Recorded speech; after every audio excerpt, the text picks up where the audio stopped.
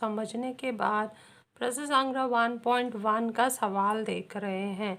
इससे पहले वाले वीडियो में हम बिंदु निर्देशांक का दूरी ज्ञात करने का सूत्र देख लिए हैं और मध्यता का संबंध भी समझ लिए हैं। जब हम बिंदु निर्देशांक दूरी को समझ रहे थे तो उसमें दो सवाल जो उदाहरण के रूप में बताया गया था वह था क्वेश्चन 1 का ही दूसरा और क्वेश्चन 1 का ही तीसरा। तो इसका मतलब है क्वेश्चन 1 के दो जो प्रश्न है वो आप कल कर चुके हो। अब टोटल 8 है, दो और मैं बता देती हूँ। तो हम करेंगे पांचवा और छठा करेंगे। बाकी बचे हुए जो प्रश्न हैं उप प्रश्न है पहले के, वो आप लोगों के लिए होमवर्क में है और नहीं आया तो पूछना है आप लोगों को। ऐसा नहीं है कि नहीं आ रहा है तो हम करें ही नहीं। तो अब हम देखते हैं क्वेश्चन 1 का जो पांचवा है, डिस्टेंस के निकालने के लिए दिया है। तो संख्या रेखा पर हम क्या करते हैं, के का निर्देशांक क्या है वो देखते हैं। तो के का निर्देशांक बराबर क्या होगा और ओ का निर्देशांक क्या होगा वो संख्या रेखा से देखकर लिखते हैं। तो के जो हमारा है यहाँ पर के है -3 और ओ हम जाते हैं 0 है। तो ये हम लिख लेते हैं, के का निर्देशांक -3, ओ का निर्देशांक 0। कौन बड़ा है और कौन छोटा है ये पहचानना है। तो हम जानते हैं कि 0 जो है, 0 जो बीच में होता है वो सभी ऋणात्मक संख्याओं से बड़ा होता है और 0 सभी धनात्मक संख्याओं से छोटा होता है। तो ये वाक्य यदि आप रहेगा तो तुरंत याद रहेगा, तो तुरंत हम लिख सकते हैं कि जो -3 है वो छोटा है 0 से। तो बड़ा कौन हो गया, 0 बड़ा हो गया और ऋण 3 छोटा हो गया। तो अब हमें सूत्र लिखना है। तो डिस्टेंस जो है के ओ बराबर होगा बड़ा निर्देशांक माइनस छोटा निर्देशांक। ये सूत्र हो गया। उसमें बड़ा निर्देशांक कौन सा है हमारा, बराबर करके हमने 0 लिखा, फिर माइनस चिन्ह लगाया सूत्र का, और छोटा निर्देशांक है -3, तो -7 होने की वजह से ब्रैकेट में लिख दिया।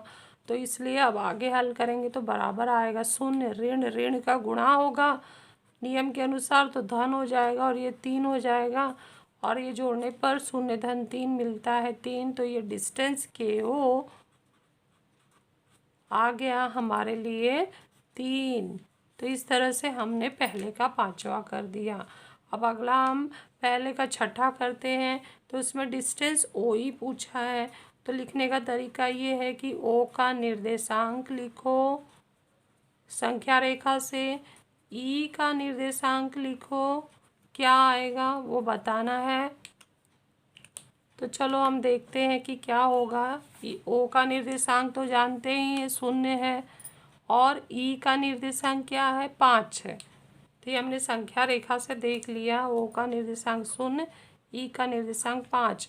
अभी अभी मैं बताई थी कि हर धनात्मक संख्या जो 5 है धनात्मक संख्या है और ये 0 है, तो हर धनात्मक संख्या 0 से बड़ी होती है और हर ऋणात्मक संख्या 0 से छोटी होती है। तो यहाँ पर जो 0 हो गया छोटा 5 से, यानी 5 बड़ी है और 0 छोटा है। अब सूत्र लिखेंगे, डिस्टेंस ओ ई का बराबर होगा बड़ा निर्देशांक। इस सूत्र लिखने पर आधा मार्क्स मिलता है, इसलिए ये लिखना जरूरी है। छोटा निर्देशांक, बड़ा निर्देशांक माइनस छोटा निर्देशांक, बराबर करके मान रखेंगे। तो बड़ा निर्देशांक हमारा क्या है 5 है, माइनस फिर छोटा निर्देशांक 0 है, 5 ऋण 0 हो गया 5। तो डिस्टेंस जो है ओ ई आ गया 5। तो इस तरह से हमने पहले के ही पांचवा और छठवा कर लिया। दो पहले हम कर चुके थे इसके पहले वीडियो में, तो हमने कुल 4 कर लिए। 4 ऊपर प्रश्न आपको होमवर्क में दिए जा रहे हैं। नेक्स्ट क्वेश्चन 2 पढ़ते हैं। बिंदु ए का एक्स निर्देशांक x तथा बिंदु का बी का निर्देशांक y है, तो निम्न प्रश्नों के उत्तर में डिस्टेंस ए बी ज्ञात करो। तो ए का निर्देशांक x, बी का निर्देशांक y, तो डिस्टेंस ए बी निकालो। तो x और y लेने का मतलब है कि सवाल में x का मान बदलता जाएगा, y का मान बदलता जाएगा और नए नए मानों के लिए डिस्टेंस ए भी हमें निकालते रहना है।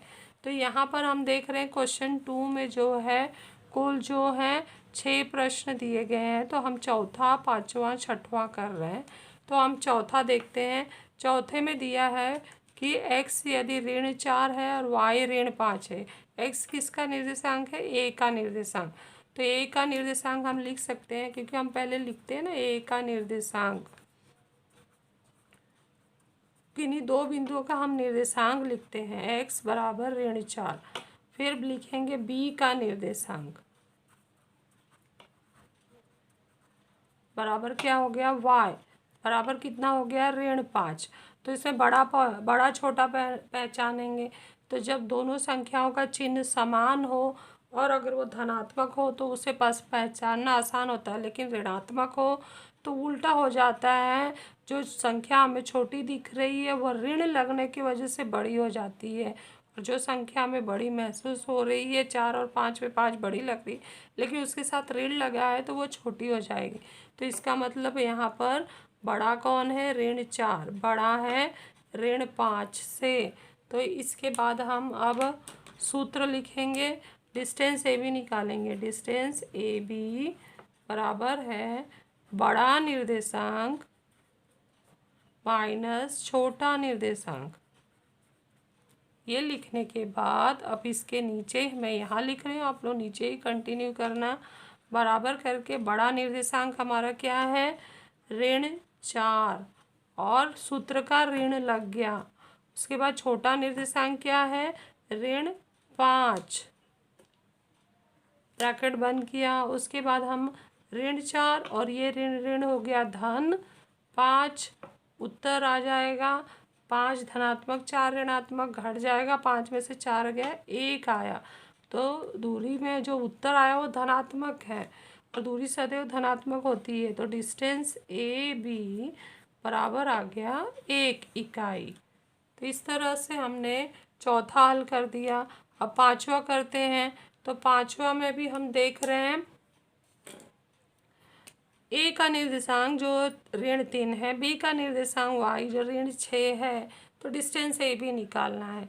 तो पुनः लिखने का ढंग वही है, पहले लिखो ए का निर्देशांक बराबर x बराबर ऋण 3। उसके बाद बी का निर्देशांक बराबर y बराबर ऋण 6। और बताओ कौन बड़ा है और कौन छोटा है? ये पहचानने के लिए जो संख्या छोटी दिख रही थी, इन 6 में छोटी 3 दिख रही है, लेकिन उसको लगा है ऋण, तो छोटी संख्या बड़ी हो गई, और जो बड़ी दिख रही थी उसको लगा है ऋण, वो अब छोटी हो गई। तो ऋण 3 बड़ा है ऋण 6 से। अब हम क्या करेंगे? डिस्टेंस ए बी का सूत्र बनाएंगे। जो सूत्र छोटा सा, सबसे छोटा सा और आसान सा सूत्र है बड़ा निर्देशांक माइनस छोटा निर्देशांक। अब मान रखते हैं, बड़ा निर्देशांक का मान है ऋण 3 बराबर सूत्र के हिसाब से ऋण, और छोटा निर्देशांक है ऋण 6। तो बराबर हो गया ऋण 3 ऋण ऋण धन हो गया, ऋण और ऋण गुणा हो जाएगा, क्योंकि कोष्टक लगा है तो गुणा होता है कोष्टक का मतलब। और 6 धनात्मक 3 ऋणात्मक हो गई। 6 बड़ी संख्या धनात्मक है, 6 में से 3 गया 3 धन 3 उत्तर आया। तो डिस्टेंस ए बी हो गया, इस मान के लिए दूरी 3 आ गई। अब इसका स्क्रीनशॉट ले लो। अब अगले पेज पर हम चलते हैं। अब हम उसमें हम क्वेश्चन 2 का छठा जो प्रश्न है वो देखेंगे। 4 5 6 हो गया, 5 हो गया है, छठवां करने जा रहे हैं। तो ये हमारा ए का निर्देशांक 4, बी का निर्देशांक ऋण 8 दिया है। तो पहले हम लिखते हैं ए का निर्देशांक बराबर x बराबर 4, बी का निर्देशांक बराबर y बराबर ऋण 8। बड़ा छोटा पहचानो। तो हम देख रहे हैं पहले हमारे दोनों भी चिन्ह ऐसे समान थे, चौथा और पांचवा में दोनों भी ऋणात्मक थे, यहाँ पर हम देख रहे हैं एक धनात्मक है एक ऋणात्मक है, तो अगर ऐसा आए तो हम जानते हैं धन संख्या सदैव ऋण से बड़ी होती है, इसलिए 4 बड़ा है ऋण 8 से। ये आसान हो जाता है पहचानना। फिर सूत्र लिखेंगे डिस्टेंस ए बी बराबर है बड़ा निर्देशांक माइनस छोटा निर्देशांक। इस पार्ट के सवाल बहुत ही आसान है, इसलिए अच्छे से समझ के आप लोगों को करना है।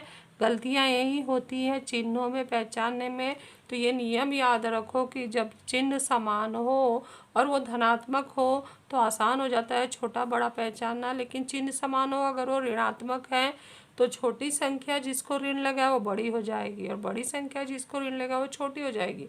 और यदि दोनों चिन्ह असमान है तो उसमें धनात्मक संख्या सदैव बड़ी होती है। अब इसके बाद हम क्या करेंगे, मान रखेंगे बड़ा निर्देशांक 4 माइनस नियम के हिसाब से, और संख्या है छोटा निर्देशांक ऋण 8, कोष्टक में लिख दिया तो ऋण ऋण का गुणा हो गया 4 धन 8 हो गया, आ गया 12, तो हमारा डिस्टेंस ए बी हो गया, डिस्टेंस ए बी बराबर है 12। तो इस तरह से हमारा दूसरा प्रश्न पूरा हो गया, जिसमें कुल 6 प्रश्न हैं। वो आप लोगों को बचे हुए 3 प्रश्न होमवर्क में दिए जा रहे हैं, वो कर लेना है, और कुछ नहीं आया तो ज़रूर पूछना है। अब नेक्स्ट हम चलते हैं क्वेश्चन 3। क्वेश्चन 3 में भी कुल 6 प्रश्न हैं, तो इसमें हमें दिया गया है ये सारे प्रश्नों को पहले हम क्वेश्चन पढ़ लेते हैं। यहाँ भी क्वेश्चन लिखा हुआ है, नीचे दी गई जानकारी के आधार पर बताइए कौन सा बिंदु अन्य दो बिंदुओं के मध्य है। यदि बिंदु एक रेखी न हो तो वैसा लिखिए। तो बिंदु एक रेखी है या नहीं, या हम कैसे पहचानेंगे, यदि बड़ी दूरी अन्य दो छोटी दूरियों के योगफल के बराबर हो जाए तो वो दिए गए 3 बिंदु एक रेखी है, ऐसा हम पहचान सकते हैं। तो यहाँ हम देख रहे हैं हमारी बड़ी दूरी कौन सी है, 12 है, अन्य दो छोटी दूरी कौन सी है, 11 और 8 है। तो हम चलो देखते हैं ये मैच हो रहा है कि नहीं। मौखिक तो हमने देख लिया मैच नहीं हो रहा है, लेकिन लिखने का तरीका आना चाहिए ना। डिस्टेंस एम एन बराबर है 12, नंबर 1 डाल दो और अन्य दो छोटी दूरियों का योगफल लो तथा डिस्टेंस एल एम धन डिस्टेंस एन एल बराबर है, इसका मान रख दो 11 धन 8 बराबर कितना आ गया 19, नंबर 2 डाल दो। 1 और 2 से लिखो, 1 और 2 से डिस्टेंस एम एन बराबर नहीं है distance L M plus distance N L. तो जब बराबर नहीं है तो हम तीनों बिंदु हम लिखेंगे कि इसलिए एम एन और एल एक रेखीय नहीं है। तो ये बात यहीं पर ख़त्म हो जाती है और हमारा आंसर आ जाता है ये एक रेखीय नहीं है। तो इसका स्क्रीनशॉट ले लीजिए। अगले पेज पर हम जाते हैं, उसमें हम देखेंगे कि हमें क्या करना है आगे। तो हमने अभी तक पहले का जो तीसरे प्रश्न का चौथा कर लिया है, अब तीसरे का 5वां करने जा रहे हैं।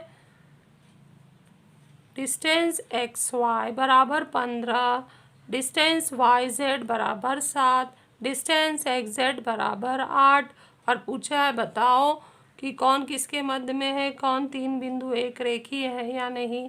तो एक रेखीय होने के लिए बच्चों क्या करना चाहिए, अभी बताया ना वो नियम कि यदि बड़ी दूरी अन्य दो छोटी दूरी, ये दिखाई दे रहा है ना, अन्य दो छोटी दूरी के योगफल के बराबर हो जाए तो वह तीनों बिंदु एक रेखीय, और एक रेखीय आ जाएंगे तब हम उसमें बताएंगे कि कौन किसके मध्य में है।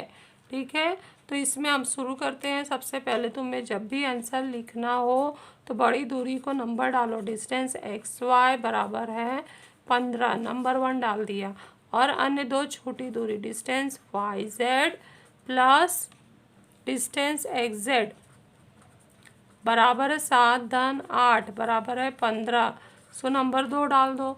और इसलिए लिखो डिस्टेंस एक्स वाई बराबर है distance Y Z plus distance X Z. कारण लिख दो, 1 और 2 से हमने ये बराबर कर दिया कि ये दो छोटी दूरी है, अन्य बड़ी दूरी के बराबर है। तो इसलिए 3 बिंदु एक रेखीय हो गए। अब कौन से 3 बिंदु एक रेखीय होगा? तो जो बड़ी दूरी का जो नाम है ना, उसको पहले लिख लेना है। एक शुरू करना है और एक से अंत करना है। तो बीच में कौन आएगा? बीच में जेड आएगा, क्योंकि जेड दोनों जगह कॉमन है। ये देख रहे हो ना, जेड कॉमन है, तो यहाँ पर जेड लिखना है। और एक रेखी आ गए हैं, क्योंकि दूरी बराबर हो गई है, इसलिए एक रेखी का हम निशान लगा देते हैं। तो हम इसलिए कहेंगे एक्स जेड वाई एक रेखी है। पहले तो ये उत्तर लिख देते हैं, एक रेखी है। और साथ में हम लिखेंगे कि बिंदु जेड, बिंदु एक्स तथा बिंदु वाई के मध्य स्थित है। ये हो गया मध्यता का सूत्र का उपयोग। दूरी द्वारा हमने बता दिया कि कौन किसके मध्य है। तो ये आप लोगों को समझ में आ गया होगा। अब नेक्स्ट हम चलते हैं छठा सवाल। डिस्टेंस डी बराबर 5, डिस्टेंस ई एफ बराबर 8 और डिस्टेंस डी एफ बराबर 6। तो इसमें हमें बड़ा दूरी कौन सा है वो लिखना है। तो बड़ा कौन सा है? 5, 8, 6 में 8 वाली दूरी। तो डिस्टेंस ई एफ बराबर है 8, नंबर 1 डाल दो। और अन्य को जोड़ो, distance D E plus distance D F बराबर 5 धन 6 बराबर 11, नंबर 2 डाल दो। 1 और 2 से क्या पता चल रहा है? 1 और 2 से कि डिस्टेंस ई एफ बराबर नहीं है distance D E plus distance D F. 1 और 2 से क्यों? क्योंकि ये 11 है और 8 है, मैच नहीं कर रहे, तो बराबर नहीं है। तो इसलिए हम बोल सकते हैं कि डी ई एफ एक रेखीय नहीं है। और जब एक रेखीय नहीं है तो कौन किसके मध्य है वो पता ही नहीं चलेगा, इसलिए हम आगे बोल नहीं सकते। तो ये हमारा आंसर आ गया। तो इस तरह से हमने यहाँ पर जो है तीसरे का चौथा, पांचवा, छठवा कर लिया। इसका स्क्रीनशॉट ले लीजिए और लिख लीजिए। नेक्स्ट हम चलते हैं क्वेश्चन 4 पर। क्वेश्चन 4 दिया है, संख्या रेखा पर